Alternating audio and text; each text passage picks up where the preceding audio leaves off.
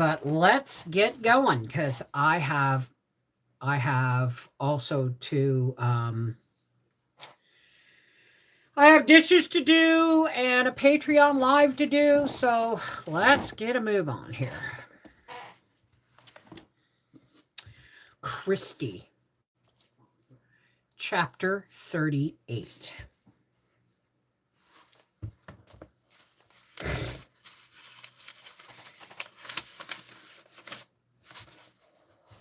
How can I ever forget that day in early October when Fairlight Spencer sent Zadie to tell me she needed me?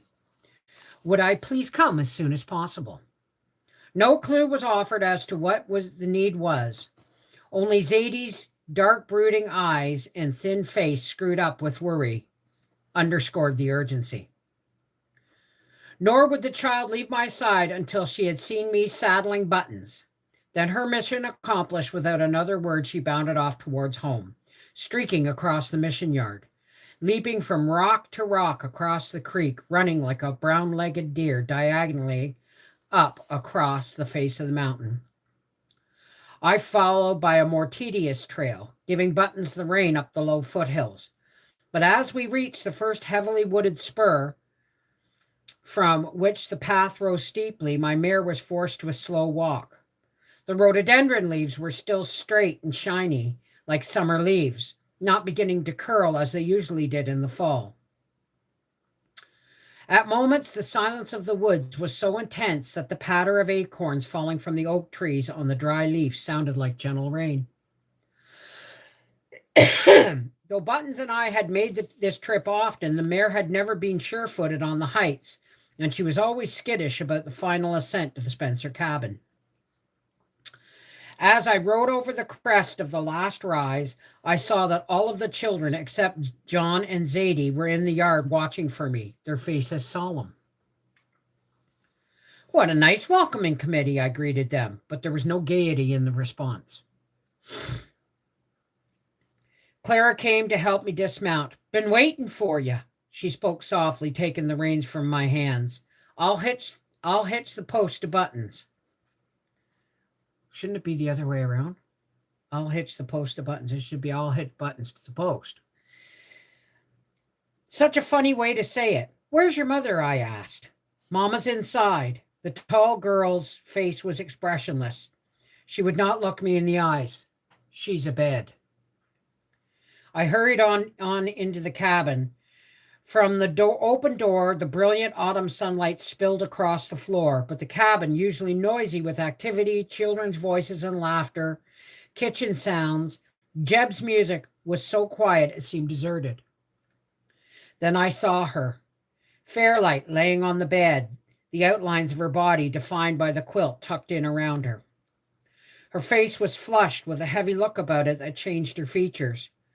Her eyes were open but bloodshot and dull, her head moving restlessly from side to side on the pillow. I felt her forehead, hot, incredibly hot. Christy, one hand crept across the quilt toward me. You've come.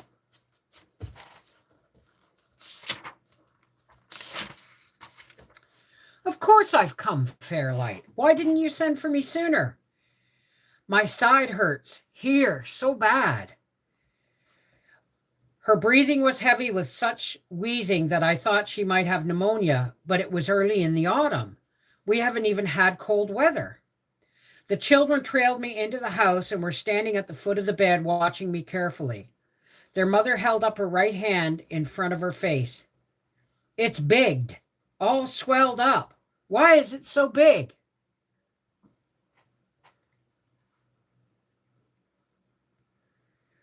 I looked at her hand, perfectly normal, except that the skin was so dry it was pulled taut. Fairlight's lips, cracked from the fever, were twitching in a strange way. Clara, how long has your mother been like this? Mama was ailing right bad off all last week, the girl answered. Complained of hurting in the head. Yesterday had the trembles, shook all over like an aspen tree in the wind. But she wouldn't take to her bed. Where's your father? Took the hounds, went a bar hunting over Laurel Top somewheres. How long has he been gone? The girl thought a moment. I'm not certain sure. Left day after bust. 'Twas 3 days ago, I reckon. Christy, the voice from the bed sounded desperate. Fairlight raised her head off the pillow to look at me, but I had the feeling that her eyes were not focusing. The pupils looked dilated. Christy, tell them to take all the chairs offen me. All the house plunder they're a piling on me. The chairs, all them chairs, tell them. They're a smashing me, tell them. She began coughing, a deep racking cough, painful to hear. I pressed her hand reassuringly. Fairlight, there's no furniture on you, no chairs. Offen me, tell them, Christy. Fairlight, I'm here now, right here. I won't let anybody pile anything on you. My heart was thumping and my legs trembling. I must not let the children see my alarm. I forced myself to speak slowly to try to keep the panic out of my voice. Clara, has anybody sent for Dr. McNeil?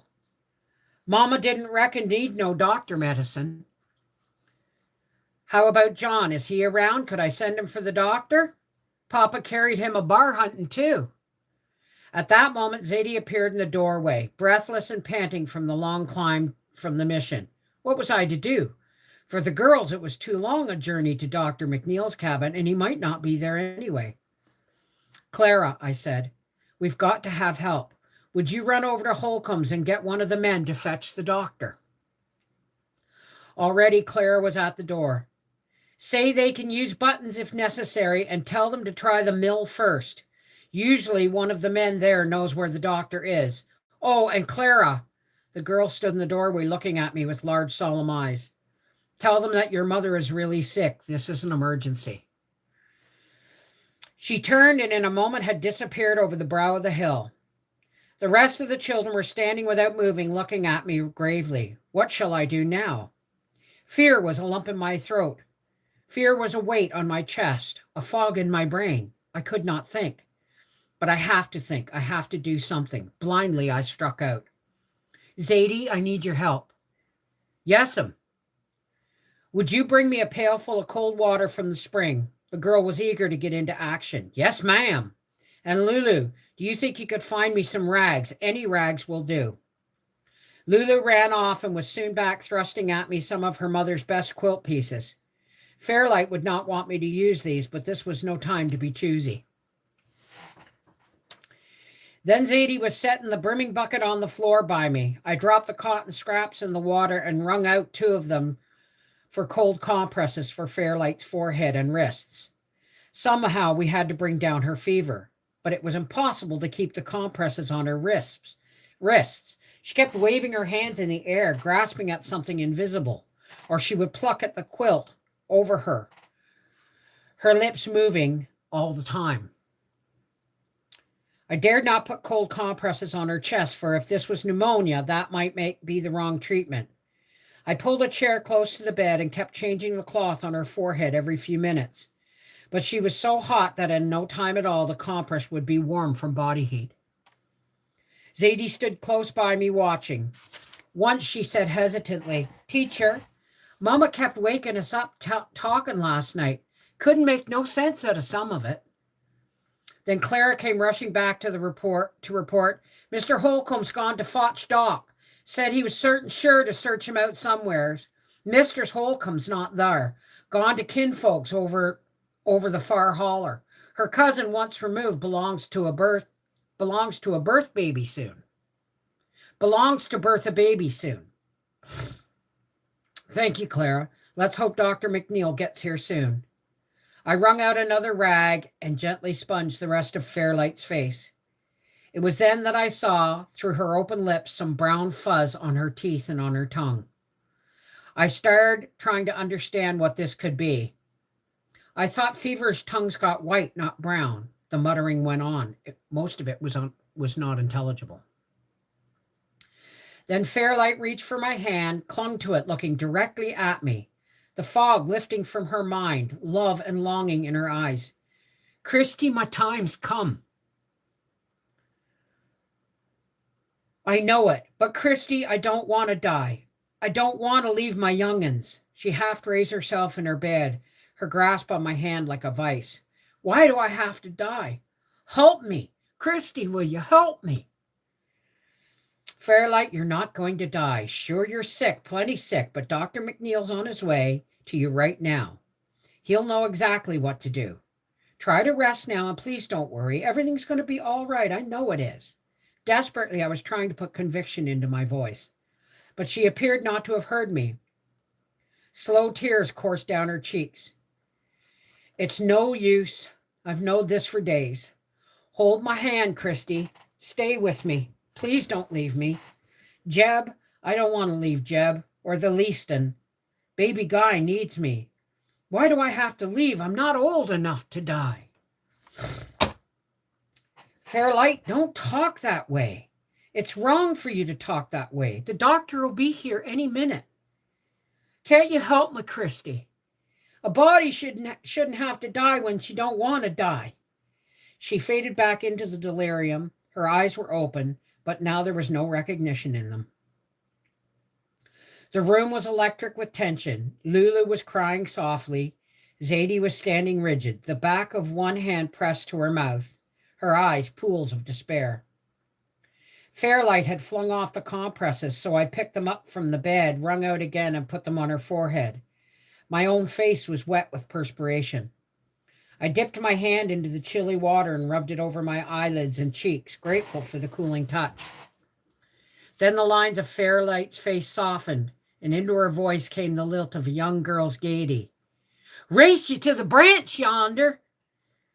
What you got to do that's so blessed important? See that sycamore hanging over the water? Bet I can skin the cat afore you. Fascinated at the change in their mother's tone, the children gathered closer, the three youngest thinking that she was telling them a story. Oh, she shrieked. Fell in. Scared me fitified. Water's cold, so cold. And the children laughed delightedly. Her comments were so graphic that we could see the fun. One moment she was picking wild strawberries in Pleasant Valley. Then she and her sister were making necklaces of scarlet haws and crowns of oak leaves. They were running to climb a persimmon tree laden with yellow fruit. Not hardly a leaf left on this here. So many persimmons. I'll throw one down to you little wildcat. Ugh! I bit one that wasn't ripe. Her lips cracked and flaked from the fever, puckered as she relived the moment. Grandsir and Granny Spencer were alive, and all the family was rollicking off through a molasses stir-off. Prettiest yellow foam you ever did see. No, Webb, don't. The green foam will give you a stomach ache, sure. All right, smart patch we had this year. A right smart patch we had this year. Oh, I can taste this lasses now on hot, crusty corn pone. Then it was the night before the fire, and Granny was telling stories. The voice from the bed was hoarse now, cracked by cough and compulsion to talk and talk. From her parched lips came the verse that she must have known far back as she can remember, part of the story Granny was telling, it seemed. Three drops of blood I've shed for thee, 3 little babes I've borne for thee. White Bar Whittington turned to me. I sat there weak from emotion, wondering which was more frightening, the imploring why, or the more lucid moments, or the mind's wide wanderings. Then little Guy crept close to me and crawled up into my lap. I found myself cuddling him close, stroking his short, sturdy legs, cradling his grimy little fingers in mine. At last, the voice from the bed fell silent. Fairlight was slipping into a sleep or a coma. I could not tell which. Once again, her features changed. She was a girl no longer. The tired lines came back. The color was slowly ebbing from her cheeks. The children were around my chair now, watching first their mother, then me, not understanding, not knowing what to expect. Over and over, Clara went to the door or to the edge of the yard, her eyes searching for the approaching figure of Dr. McNeil. Fairlight was peaceful now, her face quiet, her hands still, though her breathing sounded shallow. Perhaps the cold compresses had helped. She had worn herself out talking. A good sleep would help. I smoothed her covers and then sank back into the chair. Guy still sprawled across me. The little fellow was asleep. Suddenly, there was such violent movement of the bed covers that I jumped, almost dumping little Guy off my lap. Fairlight screamed, "Oh, no!" Hysteria in her voice. "The shatter! The shatter's a-coming for me!" The strength of her voice startled me. Then I realized that she was throwing off her covers. Frantically, I set Guy on the floor and reached for her, but she was already out of bed. Several steps across the floor. "Christy, help me! Hide me! The shatter's after me! Help me get away!" Even as she sank dizzily to her knees, I saw she was right. The shadow's time of day had come. Though the late afternoon sun was still streaming through the open door, lighting the room and illuminating Fairlight's distorted face, even as I reached her and she flung herself at me, grasping me around the legs, the slanting shadows were crawling across the floor towards us.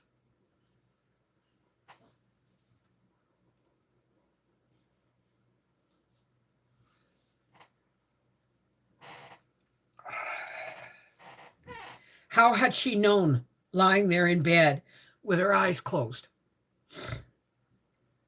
"Christy!" It was a wild shriek now, terrible to hear. "The shatter of death pushing away! Hide me! Oh, help me!" Her head was upraised, her eyes only for that peak across the way, her arms before her face as if to ward off a blow. I was on my knees beside her, trying to take her in my arms, but her body was rigid.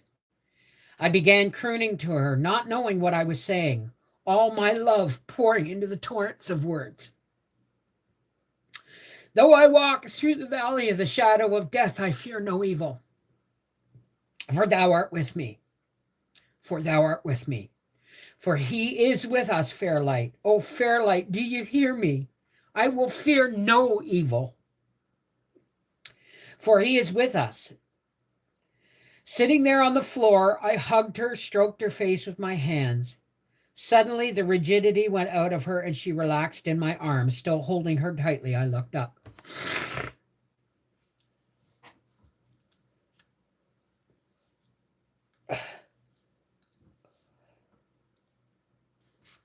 The giant's hand was upraised now, the light in the cabin all but distinguished. And as I glanced down to stare again at the beloved face in my lap, quiet now, the blackness of the shadow fell directly across her face. Her features were too composed. "Oh, no. Oh, dear God, no." I stared in belief. It could not be, but it was. There was no breath. Her eyes were still staring, but no breath escaped her sagging jaws. My cry had told the children. Clara rushed to her mother, felt her breast in a knowledge beyond her years, and then straightened up, her tears flowing down her cheeks. Zadie threw herself on Fairlight, sobbing inconsolably, then collapsed into a heap on the floor. Lulu crawled up and began hugging her mother's feet. I was too stunned to think or move or to know what to do next. I don't know how long the children and I sat there in a tightly huddled group on the floor. Still, I could not believe it. This was crazy superstition. It could not be true. Things like this did not happen. I was dreaming. Any moment now I would wake up and find this a bad dream. I did not hear Dr. McNeil enter the cabin. Gently, he took me by the arm, got me to my feet. He spoke, but I did not hear what he said. Then he and Mr. Holcomb picked up Fairlight and carried her to the bed. At last, when Dr. McNeil had finished examining her, slowly, almost tenderly, he pulled the quilt up over her beautiful face. His eyes sought mine. "She's had it for a good 10 days. When it's not caught and the patient keeps going, death can come in the second week." "It's pneumonia?" He hesitated as if reluctant to answer me. "Typhoid, Christy." It's typhoid. That was hard. Losing Fairlight was hard even for me. And I've read this book 5 times. This is Mrs. Wolfe from Reading with Beverly Wolfe, and we'll see you again soon for the next chapter 39 of Christy. I think there's only about 4 or 5 chapters left. All right. Take care. God bless. God bless. Patrons, I will see you. What time is it? I will see you in a half an hour at 4 o'clock. Take care. God bless. Oops, poke.